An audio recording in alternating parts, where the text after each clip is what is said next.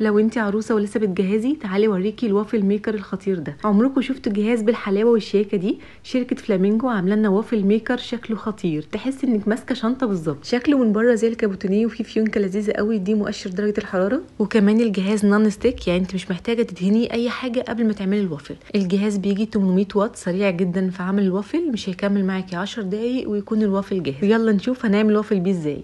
معايا بيضه ورشه فانيليا ومعلقتين كبار سكر وكوبايه من الدقيق ومعلقتين كبار من النشا ومعلقه صغيره من البيكنج باودر ومعلقه كبيره زبده وكوبايه الا ربع حليب على ميه، نص كوبايه حليب بربع كوبايه ميه.